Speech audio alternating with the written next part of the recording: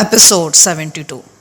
پھر میں نے اچانک ہی لپک کر ایک ہاتھ سے اس کی گردن دبوچی اور دوسرا ہاتھ گن والے ہاتھ پر ڈال دیا۔ وہ بھڑک کر پلٹا، مگر میں نے اتنی دیر میں جھٹکا دے کر اس کی کلائی کا جوڑ نکال دیا۔ چٹاخ کی آواز آئی، اس کے ساتھ ہی اس کے ہاتھ سے ریوالور گر گیا۔ میرے پاس زیادہ وقت نہیں تھا، میں نے اس کی گردن پر بھرپور وار کیا۔ دوسرے لمحے میں وہ ٹوٹے ہوئے کھلونے کی طرح کمرے میں بکھر گیا۔ میں نے احتیاطاً وہ ایکسپلوڈر اس پر آزمایا۔ اس کے جسم میں ابھی حرارت تھی، اسی لیے گرمی لگتی اس کے جسم کے چیتھڑ اڑ گئے۔ میں نے اس مردود کی 2.5 من کی لاش اٹھا کر بلکہ گھسیٹ کر باتھ روم میں پہنچائی، پھر تولیہ گیلا کر کے پھرتی سے دیوار پر لگے ہوئے خون کے چھینٹے حتی الامکان صاف کر دیے۔ خون کے ساتھ اس کے مغز کے ذرات بھی تھے، انہیں صاف کرتے ہوئے مجھے اکائی آ گئی۔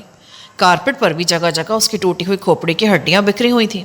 یہ کام میں نے گلوریا کو سپرد کیا اور تولیے کو اچھی طرح دھونے کے بعد اسے دوبارہ گیلا کیا اور کارپٹ سے رگڑ کر اس کا بہا ہوا خون بھی صاف کر دیا۔ کارپٹ بھی ڈارک براؤن تھا، اس لیے اب خون کا داغ اس پر نمایاں نہیں تھا۔ اس دوران میں میری نگاہ مسلسل گھڑی پر جمی رہی۔ اس تمام کارروائی میں بمشکل 5 منٹ لگے تھے۔ باہر سے کسی بھی وقت گولیوں کی تڑتڑاہٹ گونج سکتی تھی۔ کمرہ لاک کر کے پارکنگ لاٹ کی طرف چلو، وعدے کے مطابق مجھے اور تمہیں وہیں ہونا چاہیے۔ یہ کہہ کر میں نے کمرے پر ایک طائرانہ نگاہ ڈالی۔ بغور دیکھنے پر بھی خون کے دھبے نظر نہیں آ رہے تھے۔ میں پھرتی سے باہر نکل آیا۔ گلوریا نے کمرہ لاک کیا اور چابی جیب میں ڈال کر میرے ساتھ چل دی۔ کوریڈور اس وقت بالکل سنسان تھا۔ پہلے میں نے زینے کے ذریعے نیچے جانے کا ارادہ کیا، پھر خیال آیا کہ سیڑھیوں پر کسی سے بھی آمنا سامنا ہو سکتا ہے۔ اسی وقت میری نظر لفٹ پر پڑی، اس میں لفٹ مین موجود نہیں تھا۔ میں نے گلوریا کا ہاتھ پکڑا اور پھرتی سے لفٹ میں داخل ہو گیا۔ دوسرے لمحے لفٹ اپنی مخصوص رفتار سے گراؤنڈ فلور کی طرف جا رہی تھی۔ میں نے احتیاط کے طور پر ہولسٹر سے گن نکال کر ہاتھ میں پکڑ لی تھی۔ ممکن تھا کہ مائیکل یا اس کا کوئی آدمی ہمارے استقبال کے لیے نیچے کھڑا ہوتا اور لفٹ کا دروازہ کھلتے ہی ہم دونوں کا کام تمام کر دیتا۔ ریوالور والا ہاتھ البتہ میں نے پشت کی طرف کر لیا تھا تاکہ فوری طور پر کسی کو دکھائی نہ دے سکے۔ لفٹ گراؤنڈ فلور پر پہنچی تو وہاں بھی سناٹا تھا۔ میں نے گن دوبارہ ہولسٹر میں لگائی، مگر جیکٹ کی زپ بند نہیں کی۔ میں سیکنڈوں میں گن ہولسٹر سے نکال کر فائر کر سکتا تھا۔ مجھ سے زیادہ محتاط گلوریا تھی، بلکہ محتاط سے بھی زیادہ وہ مضطرب تھی۔ اس کے اسی اضطراب نے مجھے بھی تشویش میں مبتلا کر دیا تھا۔ کبھی مائیکل سے میرا آمنا سامنا نہیں ہوا تھا، مجھے اس کے طریقہ کار کا بھی علم نہیں تھا، مگر گلوریا کی اضطرابی کیفیت دیکھ کر مجھے اندازہ ہو رہا تھا کہ وہ کوئی معمولی آدمی نہیں ہے۔ گلوریا کو تو میں نے بڑے سے بڑے مارکے میں بھی مسکراتے دیکھا تھا۔ ایسا لگ رہا تھا کہ جیسے یہ وہ گلوریا ہے ہی نہیں۔ تم ایسا کرو گلوریا، تم پارکنگ لاٹ کے دوسرے سرے پر جانے کے بجائے میرے ساتھ ہی رہو۔ کیوں؟ میں چاہتا ہوں کہ تم مجھے کور کرو۔ ہمارا واسطہ مائیکل جیسے مکار و خطرناک دشمن سے ہے، ہمیں منتشر ہو کر اپنی طاقت کم نہیں کرنی چاہیے۔ میں نے بہانہ بنایا، ورنہ مجھے خدشہ تھا کہ کہیں وہ نروس ہو کر مائیکل کے قابو میں نہ آ جائے۔ پارکنگ لاٹ کے ایک سرے پر مطبوق سی روشنی والا بلب جل رہا تھا۔ اس کی روشنی اتنی ناکافی تھی کہ وہ محض چند گاڑیوں تک محدود تھی۔ میں نے اسی ناکافی روشنی میں مرسیڈیز کو تلاش کرنا چاہا، مگر پہلی دفعہ میں مجھے کامیابی نہیں ہوئی۔ یوں تو پورے بھارت میں چھوٹی گاڑیاں چلتی ہیں، مگر وہ بڑا ہوٹل تھا، اس لیے پارکنگ لاٹ میں بڑی گاڑیاں بھی موجود تھیں۔ میں نے ایک بار پھر جائزہ لیا تو مجھے مرسیڈیز دکھائی دے گئی۔ پارکنگ لاٹ میں اس میک اور ماڈل کی 2 گاڑیاں اور تھیں، مگر وہ بالکل شروع میں کھڑی تھیں اور خالی تھیں۔ اچانک مجھے پارکنگ لاٹ کا ایک ملازم دکھائی دیا۔ اس کے سر پر ہوٹل کے پارکنگ لاٹ میں کام کرنے والوں کی مخصوص کیپ تھی، البتہ وہ ہوٹل کی یونیفارم میں نہیں تھا۔ پھر اس نے طاقتور قسم کی ایک ٹارچ روشن کر لی۔ ٹارچ کی روشنی میں دیکھ کر مجھے حیرت کا شدید جھٹکا لگا۔ وہ پارکنگ لاٹ کا ملازم نہیں بلکہ وجے تھا۔ اس نے نہ جانے کہاں سے وہ کیپ حاصل کر لی تھی۔ وہ ٹارچ کی روشنی میں ایک ایک گاڑی کا جائزہ لے رہا تھا، جیسے کوئی خاص گاڑی تلاش کر رہا ہو۔ ہوٹل میں آنے والے عموماً ملازمین ہی سے اپنی گاڑیاں پوسٹ تک منگواتے ہیں، اسی لیے وجے کی اس حرکت پر کسی نے بھی نوٹس نہیں لیا تھا۔ اچانک وجے نے اپنی مطلوبہ مرسیڈیز پر ٹارچ کی روشنی پھینکی، مگر مجھے اسٹیئرنگ پر بیٹھا ہوا غیر ملکی دکھائی نہیں دیا۔ اس کے بالوں اور ہاتھوں کی رنگت سے مجھے اندازہ ہوا تھا کہ وہ کوئی غیر ملکی ہے۔ ٹارچ کی طاقتور روشنی میں مرسیڈیز کا پچھلا حصہ بہت واضح طور پر دکھائی دے رہا تھا، اس میں سوائے ڈرائیور کے اور کوئی نہیں تھا۔ وجے نے اچانک ٹارچ آف کر کے اپنی جیکٹ کی جیب میں ٹھونسی اور مرسیڈیز والے سے کچھ کہنے لگا۔ پھر اچانک اس نے مرسیڈیز کا دروازہ کھولا اور ڈرائیور کو گھسیٹ کر باہر نکالا۔ اب مجھے صرف ان کے حفلے نظر آ رہے تھے اور صرف کیب سے اندازہ ہو رہا تھا کہ وجے کون سا ہے۔ وجے نے اچانک ڈرائیور کے منہ پر زوردار پنچ رسید کیا۔ وہ لڑکھڑا کر گاڑی سے ٹکرایا، مگر فوراً ہی سنبھل گیا۔ میں اور گلوریا کونے میں کھڑے سب تماشا دیکھ رہے تھے۔ اپنی جگہ سے حرکت مت کرنا، اس ڈرامے کو چلنے دو۔ میں عموماً اس قسم کے ڈرامے چلاتا رہتا ہوں۔ پھر وہ کچھ لمحے کے توقف کے بعد بولا، تم دونوں میری طرف منہ کر سکتے ہو۔ میں اور گلوریا آہستہ آہستہ گھوم گئے۔ میرے سامنے لمبا تڑنگا اور مضبوط جسم کا غیر ملکی کھڑا تھا۔ مائیکل تم؟ گلوریا کے منہ سے بے اختیار نکلا۔ تمہیں میرے مائیکل ہونے میں کوئی شبہ ہے؟ یہ باسٹرڈ تو مجھے پہچانتا نہیں، مگر تم تو مجھے اچھی طرح جانتی ہو۔ میرا دل چاہا کہ مار مار کر اس مردود کے جسم کو گوشت کے لوتھڑوں میں تبدیل کر دوں، مگر میں نے بمشکل تمام اپنے اوپر قابو پایا اور بغور اس امریکن کا جائزہ لینے لگا جس سے گلوریا جیسی نڈر لڑکی بھی خوفزدہ تھی۔ اس کا حلیہ تو گلوریا مجھے بتا ہی چکی تھی، البتہ اس کا وزن کچھ زیادہ ہو گیا تھا۔ سیدھی طرح میرے ساتھ چلو گی یا؟ اس نے جملہ دھورا چھوڑ دیا۔ اس مردود نے اب تک مجھے کوئی اہمیت نہیں دی تھی اور یہی بات ہمارے حق میں تھی۔ تمہیں ایسی کیا تکلیف تھی گلوریا کہ تم سب کچھ چھوڑ چھاڑ کر اس 2 ٹکے کے لونڈے کے ساتھ ماری ماری پھر رہی ہو؟ ویسے لڑکا ہے تو اسمارٹ اور کسی بھی طرح پاکستانی نہیں لگتا، بلکہ ترک یا ایرانی لگتا ہے۔ میں کیا ہوں، اسے چھوڑو، مطلب کی بات کرو، میں نے اسی کی طرح تلخ اور کھردرے لہجے میں کہا۔ تم 2 ٹکے کے ایک معمولی پاکستانی میرے یعنی مائیکل دا ٹائیگر کے منہ آ رہے ہو؟ تمہیں صرف گلوریا کی وجہ سے چھوٹ دی گئی تھی کہ شاید یہ کسی وقت راہ راست پر آ جائے، مگر اب بہت ہو گیا، اسی لیے مجھے خود میدان میں کودنا پڑا۔ اس نے اپنی گن لہراتے ہوئے کہا۔ یہ وہی مخصوص قسم کی گن تھی جو اس کے اٹیلین ساتھی کو مارنے کے بعد ہمارے ہاتھ لگی تھی۔ اچانک ہوٹل کے سامنے زبردست قسم کی فائرنگ ہونے لگی۔ مائیکل نے چونک کر گیٹ کی طرف دیکھا۔ میرے لیے وہ لمحہ بہت تھا۔ میں نے برقی صورت سے دائیں کک اس کے ہاتھ پہ دے ماری، گن اس کے ہاتھ سے نکل گئی۔ گن کی پرواہ کیے بغیر وہ میری طرف جھپٹا، مگر اب مقابلہ برابر کا تھا۔ میں نے فوراً ہی ریوالور نکالنا چاہا، مگر مائیکل نے جھپٹ کر میری دونوں کلائیاں پکڑ لی۔ بلا شبہ اس کے بازوؤں میں بلا کی طاقت اور اس کی گرفت آہنی تھی۔ میری جگہ کوئی اور ہوتا تو مائیکل اس کی دونوں کلائیاں ماچس کی تیلی کی مانند توڑ دیتا، مگر اس کا سابقہ کسی عام آدمی سے نہیں پڑا تھا۔ یہ اور بات ہے کہ وہ ابھی تک مجھے ایک 2 ٹکے کا آدمی سمجھ رہا تھا۔ گلوریا خاموشی سے ایک طرف کھڑی تماشا دیکھ رہی تھی۔ مائیکل نے میری دونوں کلائیوں کو مخصوص جھٹکا دیا، مگر مجھے ناکارہ کرنے میں ناکام رہا۔ اس نے جھنجھلا کے دوبارہ مجھے پہلے سے بھی زیادہ زوردار جھٹکا دیا۔ وہ میرا داؤں مجھے پر آزما رہا تھا۔ میں نے اس مرتبہ اپنے جسم کو بالکل ڈھیلا چھوڑ دیا۔ نہ صرف ڈھیلا چھوڑا بلکہ اچھل کے اس کی ناک پر زوردار ٹکر دے ماری۔ ایک تو مائیکل کا زبردست جھٹکا، دوسرے میری اپنی قوت۔ ضرب اتنی شدید تھی کہ مائیکل کی گرفت ڈھیلی پڑ گئی۔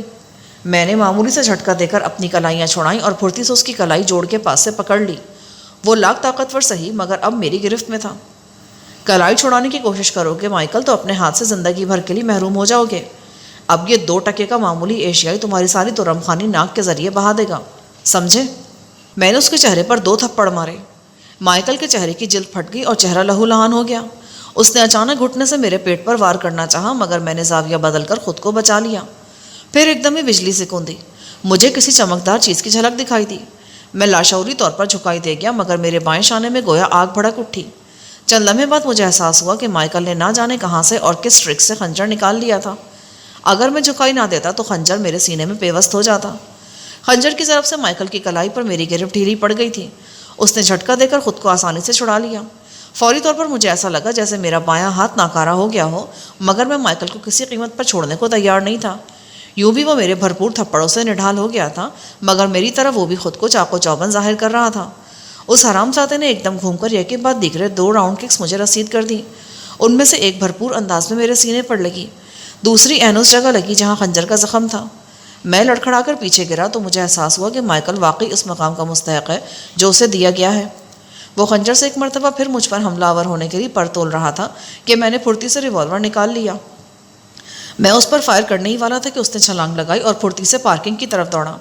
میں نے سائلنسر لگے ریوالور سے یکے بعد دیگرے 2 فائر کیے، مگر وہ تو کسی چھلاوے کی طرح پارکنگ لاٹ کے دوسرے سرے پر پہنچا اور کسی گاڑی میں بیٹھنے کے بجائے گویا اڑتا ہوا باؤنڈری وال پار کر گیا۔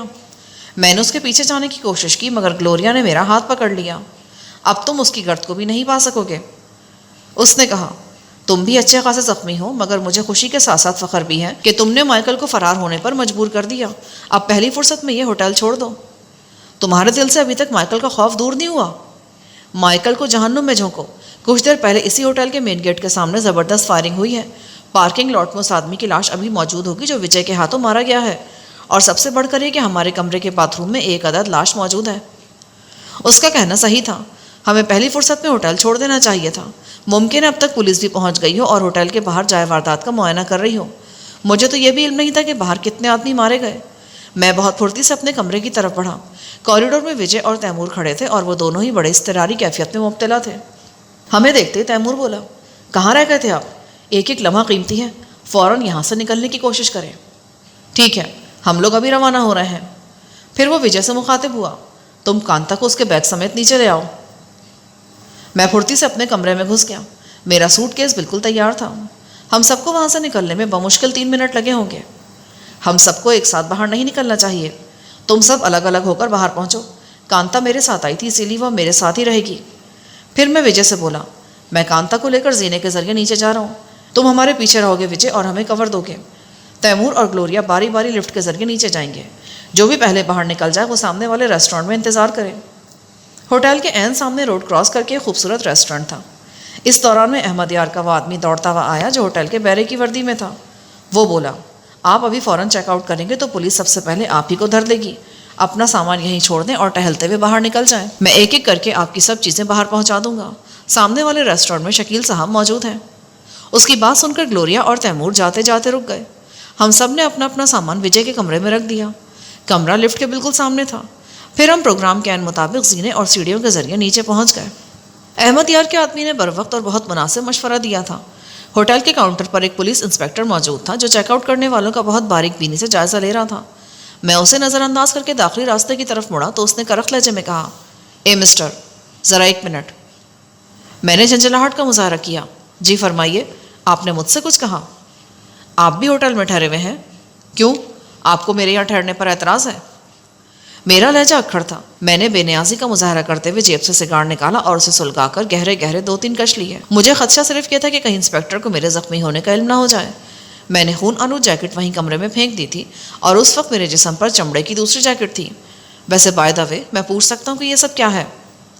آپ نے سنا نہیں کہ ہوٹل کے باہر زبردست فائرنگ ہوئی ہے اور 8 آدمی مارے گئے ہیں، 6 شدید زخمی ہیں۔ وہ 2 گاڑیوں میں سوار تھے، دونوں گاڑیوں کو بالکل چھلنی کر دیا گیا ہے۔ فائرنگ کی وہ آوازیں تو میں نے بھی سنی تھیں اور میں پتہ کرنے کے لیے نیچے آیا تھا۔ آپ کا نام؟ میرے متعلق تمام معلومات آپ کو ہوٹل کے رجسٹر سے مل جائیں گی۔ میری بیوی کی طبیعت ٹھیک نہیں ہے، میں اسے ڈاکٹر کے پاس لے کر جا رہا ہوں۔ یہ کہہ کر میں نے کانتا کا ہاتھ پکڑا اور باہر نکل گیا۔ ہماری بحث سے فائدہ اٹھا کر وجے پہلے ہی باہر آ گیا تھا۔ آپ لوگوں کو یہاں کسی قسم کا کوئی خطرہ نہیں ہے، شکیل نے کہا۔ وہ ہمیں اپنے ساتھ کسی اور ہوٹل میں لے گیا تھا۔ اس کا آدمی ایک ایک کر کے ہم سب کا سامان بھی لے آیا تھا۔ اپنا زخم دکھاؤ، میں اس پر دوا لگا دوں۔ کانتا بولی۔ میں نے جیکٹ اتاری تو میری شرٹ کی پوری آستین خون میں تر تھی۔ کانتا نے گرم پانی سے پہلے زخم کی صفائی کی، پھر اس پر کسی جڑی بوٹی کا عرق لگا کر کوئی سفوف چھڑک دیا۔ کل تک تمہارا زخم ٹھیک ہو جائے گا، میرا مطلب ہے اتنا تکلیف دہ نہیں رہے گا۔ کانتا مسکرا کر بولی۔ اس بنگلے میں 5 بیڈ روم تھے جو ضرورت کی ہر چیز سے آراستہ تھے۔ میں نے اپنے لیے ایک بیڈ روم منتخب کیا اور بیڈ پر جوتوں سمیت نیند دراز ہو گیا۔ میں کچھ دیر آرام کرنا چاہتا تھا۔ میرا زخم حیرت انگیز طور پر ٹھیک ہو رہا تھا اور تکلیف کا احساس بالکل جاتا رہا تھا۔ اسی وقت کانتا کمرے میں داخل ہوئی۔ وہ بہت افسردہ دکھائی دے رہی تھی۔ کیا بات ہے کانتا ڈیئر؟ میرا اتنا پوچھنا تھا کہ وہ بلک بلک کر رونے لگی۔ ارے کیا ہو گیا تمہیں؟ مجھے ایسا لگ رہا ہے کامران کہ تم پاکستان جا کر مجھے بھول جاؤ گے۔ میرا اس ماحول میں دم گھٹ رہا ہے۔ میں کچھ دیر تمہارے ساتھ کھلی فضا میں گزارنا چاہتی ہوں۔ چلو، تمہاری خاطر یہ بھی صحیح، میں نے اٹھتے ہوئے کہا۔ جب میں نے شکیل کو بتایا کہ میں باہر جانا چاہتا ہوں تو وہ مجھے یوں حیرت سے دیکھنے لگا جیسے میرے سر پر سینگ اگائے ہوں۔ حیران مت ہو سکے تو ہمارے لیے کسی گاڑی کا بندوبست کر دو۔ میرے بہت زیادہ اصرار پر اس نے میرے لیے گاڑی منگوائی اور بولا، اس گاڑی کی سیٹوں کے نیچے رائفلز بھی ہیں اور ان کے میگزینز بھی۔ ہم باہر نکلے تو سورج ابھی غروب نہیں ہوا تھا، فضا میں خاصی خنکی تھی۔ میں نے شیشے چڑھائے اور بہت سست رفتاری سے ایک طرف روانہ ہو گیا۔ مجھے خود بھی ایک عرصے بعد ڈرائیونگ کا لطف آ رہا تھا۔ میں نے رفتار ایک دم بڑھا دی۔ تقریباً 20 کلومیٹر چلنے کے بعد پختہ سڑک ختم ہو گئی۔ وہاں سے دائیں بائیں 2 کچے راستے تھے جن کے دونوں طرف خضر و کانٹے دار جھاڑیوں کی بہتات تھی۔ گاڑی یہیں چھوڑ دو، ہم لوگ کچھ دیر اسی ویرانے میں چہل قدمی کریں گے۔ ابھی اس نے اتنا ہی کہا تھا کہ ہماری گاڑی کے عین پیچھے ایک اور گاڑی آ کر رکی اور اس میں سے کسی نے ہم پر فائر بھی جونک مارا۔ میں کانتا کو لے کر پھرتی سے زمین پر لیٹ گیا۔ مجھے رہ کر کانتا پر غصہ آ رہا تھا۔ اچھے بھلے ہم لوگ سکون سے بیٹھے تھے کہ اسے آؤٹنگ کی سوچی۔ میری عقل پر بھی پتھر پڑ گئے تھے جو شاید میں اس کی بات مان بیٹھا۔ اب اس غلطی کا خمیازہ بھگتنا ہی تھا۔ اندھیرے کے باعث کچھ سجائی نہیں دے رہا تھا۔ ان حرام زادوں نے ہماری گاڑی کا ٹائر فلیٹ کر کے ہمارے فرار کی راہ حتی الامکان مسدود کرنے کی کوشش کی تھی۔ یوں بھی وہ آبادی سے کوسوں دور ویران علاقہ تھا۔ میں تو یہ سوچ کر اس طرف آیا تھا کہ یہاں دشمنوں کی مداخلت کا خطرہ کم تھا، مگر یہی میری سب سے بڑی بھول تھی۔ شہر کے بھرے پورے اور پر رونق علاقے میں شاید وہ لوگ یوں آسانی سے فائرنگ کی جرات نہ کرتے، مگر اس ویرانے میں انہیں کھلی چھٹی مل گئی تھی۔ میں نے کانتا کا ہاتھ پکڑا اور اسے بے دردی سے خود رو کانٹے دار جھاڑیوں میں گھسیٹ لیا۔ فار گاڈ سے کامران، ان جھاڑیوں نے تو مجھے بری طرح زخمی کر دیا ہے۔ یہ جھاڑیاں تو صرف خراشیں ڈال رہی ہیں، باہر نکلو گی تو چھلنی ہو جاؤ گی۔ میں رکے بغیر اسے جھاڑیوں میں گھسیٹتے ہوئے بولا۔ فائرنگ بہت شدید تھی، مگر اندھیرے کی وجہ سے وہ لوگ بھی اندھا دھند ایمونیشن ضائع کر رہے تھے۔ ان کی گاڑی کے انجن کی آواز سے میں نے اندازہ لگایا تھا کہ وہ سوزوکی کیری تھی، جسے انہوں نے اپنا ہی کوئی نام دے رکھا تھا۔ فائرنگ میں مختلف قسم کے ہتھیار استعمال ہو رہے تھے۔ ان کی آوازوں سے اندازہ ہو رہا تھا کہ دشمنوں کی تعداد تقریباً 7 کے لگ بھگ ہے۔ فائرنگ کے سلسلے میں میرے کان اتنے حساس ہو چکے تھے کہ میں ہر خودکار ہتھیار کی آواز کو پہچان لیتا تھا۔ میں نے جواب میں اب تک ایک گولی بھی نہیں چلائی تھی، حالانکہ میں پوری طرح مسلح تھا۔ میرے پاس سائلنسر لگا ہوا جرمن لیوگر بھی تھا اور سک کی ہلکی پھلکی دور مار رائفل بھی۔ اس رائفل کی خوبی یہ تھی کہ وہ نہ صرف وزن میں ہلکی تھی بلکہ عام رائفل کے مقابلے میں خاصی مختصر مگر ہلاکت خیزی میں ان سے کہیں زیادہ تھی۔ میری طرف سے مزاحمت نہ ہونے پر وہ لوگ مزید شیر ہو گئے اور مجھے غیر مسلح سمجھ کر آہستہ آہستہ میرے گرد گھیرا تنگ کرنے لگے۔ وہ جانتے تھے کہ میں اور کانتا انہی جھاڑیوں میں کہیں موجود ہیں، مگر اب تک میری سمجھ میں یہ نہیں آیا تھا کہ یہ حملہ آور ہیں کون۔ اچانک فائرنگ کے شور میں کسی کتے کی خوفناک غراہٹ سنائی دی، پھر وہ بھیانک انداز میں غراتا ہوا ہماری طرف بڑھنے لگا۔ فوری طور پر میں اس ناگہانی آفت سے گھبرا گیا۔ وہ غالباً کسی ٹرینڈ کتے کی مدد سے ہمیں تلاش کر رہے تھے۔ مجھے اس کتے کی تو پرواہ نہیں تھی، مگر اس کی وجہ سے انہیں یہ معلوم ہو سکتا تھا کہ ہم اس وقت کہاں موجود ہیں۔ یہ معلوم ہوتے وہ ہم دونوں کو بھون کر رکھ دیتے۔ اچانک ہی خوفناک قسم کا ایک کتا مجھے نظر آیا جو غراتا ہوا کانتا کی طرف لپکا۔ شاید اسے کانتا کی بو پر لگایا گیا تھا کیونکہ اس کی توجہ میری طرف بالکل نہیں تھی۔ میں اگر جھپٹ کر کتے کی گردن نہ دبوچ لیتا تو وہ کانتا کا نرخرا ادھیڑ کر رکھ دیتا۔ وہ خاصا قداور جسیم کتا تھا اور میری گرفت میں بری طرح مچل رہا تھا۔ کانتا کسی سہمی ہوئی بچی کی طرح میرے پیچھے چھپ گئی۔ میری کوشش تھی کہ کتا کسی قسم کی کوئی آواز نہ نکالنے پائے۔ میں نے اس کی گردن دونوں ہاتھوں سے پکڑنے کی کوشش کی، مگر وہ تڑک پر اچانک میری گرفت سے نکل گیا۔ میں چاہتا تو اسے بے آواز ریوالور سے ٹھکانے بھی لگا سکتا تھا، مگر اس کی آواز بھی اتنی ہوتی کہ کوئی تجربے کار آدمی سن لے تو فوراً سمجھ جاتا کہ فائر بے آواز کیا گیا ہے۔ پھر میرے دشمن تو بالکل میرے سر پر موجود تھے اور ممکن ان میں سے کوئی عین ان جھاڑیوں کے باہر پوزیشن لیے بیٹھا ہو۔ میں نے اپنا جرمن لیوگر دوبارہ بغلی ہولسٹر میں کر لیا۔ کتا ایک مرتبہ پھر غرا کر کانتا کی طرف بڑھا، مگر اس مرتبہ نہ صرف میں نے بائیں ہاتھ سے اس کی گردن دبوچی بلکہ دائیں ہاتھ سے اس کے سر پر اتنا زوردار گھوسا مارا کہ اس کی کھوپڑی چٹک گئی۔ کتے کے حلق سے ہلکی سی چیخ نکلی اور وہ لمحوں میں ساکت ہو گیا۔ اس سے مجھے اتنا اندازہ ضرور ہو گیا کہ حملہ آور کانتا کے دشمن تھے اور کانتا کا دشمن اس ملک میں صرف اس کا چچا تھا۔ گویا یہ حملہ آور اس کے چچا زاد نے ہمارے پیچھے لگائے تھے اور اس مرتبہ انہوں نے خاصے بڑے پیمانے پر کارروائی کی تھی۔ کتے کی موت کے بعد میں نے کانتا کا ہاتھ پکڑا اور ایک مرتبہ پھر گھنی جھاڑیوں میں دوڑنے لگا۔ اچانک میرے سامنے والا حصہ تیز روشنی میں نہا گیا۔ گھوپ اندھیرے سے روشنی میں آنے کے باعث میں چند لمحے تک الوؤں کی طرح پلکیں جھپکاتا رہا۔ یہی حالت کانتا کی بھی تھی۔ جب میری آنکھیں چکا چوند کرنے والی روشنی میں کچھ دیکھنے کے قابل ہوئیں تو میرا دایاں ہاتھ مشینی انداز میں بغلی ہولسٹر کی طرف بڑھا۔ اپنے ہاتھ قابو میں رکھو ورنہ بھون کے رکھ دوں گا، کوئی کرخت آواز میں چیخا۔ میں نے غیر ارادی طور پر دونوں ہاتھ سر سے بلند کر لیے اور پہلی مرتبہ روشنی میں نظر دوڑائی۔ میرے سامنے 2 آدمی کھڑے تھے۔ وہ دونوں ہی رائفلوں سے مسلح تھے۔ ان سے کچھ فاصلے پر دائیں بائیں 2 آدمی اور تھے، ان کے ہاتھوں میں بھی رائفلیں تھیں۔ وہ لوگ گویا نیم دائرے کی شکل میں ہمیں گھیرے کھڑے تھے۔ سرچ لائٹ کی روشنی پھینکنے والا مزید کوئی آدمی ہوگا جو فی الحال مجھے دکھائی نہیں دے رہا تھا۔ کون ہو تم اور اس حرکت کا مقصد کیا ہے؟ سب کچھ معلوم ہو جائے گا، پہلے اس لڑکی کو ہمارے حوالے کر دو۔ تم آخر ہو کون اور اس لڑکی سے تمہاری کیا دشمنی ہے؟ ہم کالے چور ہیں، تمہیں اعتراض ہے کوئی؟ وہ تو خیر تم شکلوں سے ہی لگ رہے ہو، مجھے بھلا کیا اعتراض ہو سکتا ہے؟ ہاں اعتراض اس بات پر ہے کہ لڑکی کو تمہارے حوالے کر دیا جائے۔ کیوں اپنی جان کے دشمن بن رہے ہو؟ میں نے پہلی دفعہ بولنے والے کا جائزہ لیا۔ وہ سوٹ میں ملبوس تھا، مگر صاف ظاہر ہو رہا تھا کہ وہ سوٹ پہننے کا عادی نہیں ہے، کیونکہ وہ بار بار اس انداز میں پہلو بدل رہا تھا جیسے اسے ان کپڑوں سے الجھن ہو رہی ہو۔ اس کا جسم اتنا مضبوط نہیں تھا جتنی آواز گرجدار تھی۔ اس کے چہرے پر سب سے نمایاں چیز اس کی گھنی مونچھیں تھیں جنہوں نے اس کا نچلا ہونٹ تک چھپا لیا تھا، مگر چہرے پر پیشہ ور بدماشوں والی کرختگی تھی۔ ٹائم ویسٹ مت کرو، اس کے ساتھ کھڑا ہوا دوسرا آدمی فلمی بدماشوں والے انداز میں بولا۔ اس سورما کو ادھر خلاص کرو اور چھوکری کو لے چلو، اتنا جاستی بات کرنے کا ضرورت کیا ہے؟ میں نے گھور کر اس کی طرف دیکھا۔ وہ مونچھوں والے کے مقابلے میں زیادہ سخت جان مگر شکل سے بالکل احمق لگ رہا تھا۔ وہ ان لوگوں میں سے تھا جو مرو یا مر جاؤ کی پالیسی پر عمل کرنے کو ہر وقت تیار رہتے ہیں۔ اس کی انگلی ٹریگر پر تھی اور وہ مونچھوں والے کے خفیف سے اشارے پر فائر کر سکتا تھا۔ دائیں بائیں کھڑے ہوئے بقیہ دونوں آدمی روبوٹس کی طرح بالکل خاموش تھے، مگر وہ بھی ٹریگر دبانے کو تیار تھے۔ مجھے بات کرنے دے بانکے، مونچھوں والے نے اپنے ساتھی کو جھڑک دیا، پھر مجھ سے بولا۔ ہاں تو مہاراج، آپ اس چھوکری کو ہمارے حوالے کریں گے یا پھر خود ہمارے ساتھ چلیں گے؟ ٹھاکر صاحب نے کہا تھا کہ اگر وہ آسانی سے لڑکی کو تمہارے حوالے نہ کرے تو اسے بھی ساتھ ہی لے آنا، مگر زندہ۔ تم شاید وہی ہو جس نے ٹھاکر صاحب کے 2 چیتوں کو ہلاک کیا ہے۔ وہ شاید تم سے کوئی ڈیل کرنا چاہتے ہیں۔ کون ٹھاکر، چھوٹے یا بڑے؟ بڑے ٹھاکر صاحب تو بہت دنوں سے نظر نہیں آئے، انہیں بھی شاید تم ہی اپنے ساتھ لے گئے تھے۔ کیا تم نے انہیں مار دیا ہے؟ میرے ذہن میں اچانک یہ خیال آیا۔ میں ٹھاکر کے بیٹے سے اس کے باپ کی بنیاد پر بارگیننگ کر سکتا تھا۔ چلو اس سوال کا جواب پھر میں تمہارے ٹھاکر کو ہی دوں گا۔ کہ کیا کہہ رہے ہو کامران؟ تم خود موت کے منہ میں جا رہے ہو؟ کانتا گھبرا کر بولی۔ میں ہمیشہ ہی موت کے منہ میں رہتا ہوں۔ جب میرا وقت پورا ہوگا تو دنیا کی کوئی طاقت مجھے بچا نہیں سکے گی۔ پھر میں بدماشوں سے بولا، مگر ایک بات یاد رکھنا، اگر تمہارے ٹھاکر نے ڈیل ہونے کے بعد کوئی ایسی ویسی حرکت کی یا اس سے پہلے مجھے چیٹ کرنے کی کوشش کی تو میں مرتے مرتے بھی اس سمیت کئی لوگوں کو موت کے گھاٹ اتار دوں گا۔ چلو کہاں چلنا ہے؟ گڈ، باقی ان کی تلاشی لو۔ نو، جب میں نے کہہ دیا کہ میں تمہارے ٹھاکر سے بات کرنا چاہتا ہوں تو پھر اس چکر میں کیوں پڑتے ہو؟ وہ زبان سے بات کرے گا تو میری بھی صرف زبان ہی چلے گی، وہ ہتھیار اٹھائے گا تو مجھے بھی ہتھیار اٹھانا پڑے گا۔ اس بات کی کیا گارنٹی کہ تم ہتھیار اٹھانے میں پہل نہیں کرو گے؟ مونچھوں والا جرا کرنے لگا۔ سب سے بڑی گارنٹی میری زبان ہے۔ تم کہیں یہ مت سمجھ لینا کہ میں تمہارے خوف سے ٹھاکر کے پاس جا رہا ہوں۔ میں چاہوں تو اب بھی یہاں سے نکل سکتا ہوں، چیلنج کر کے دیکھ لو۔ چلو ہم تمہاری زبان پر اعتبار کر لیتے ہیں۔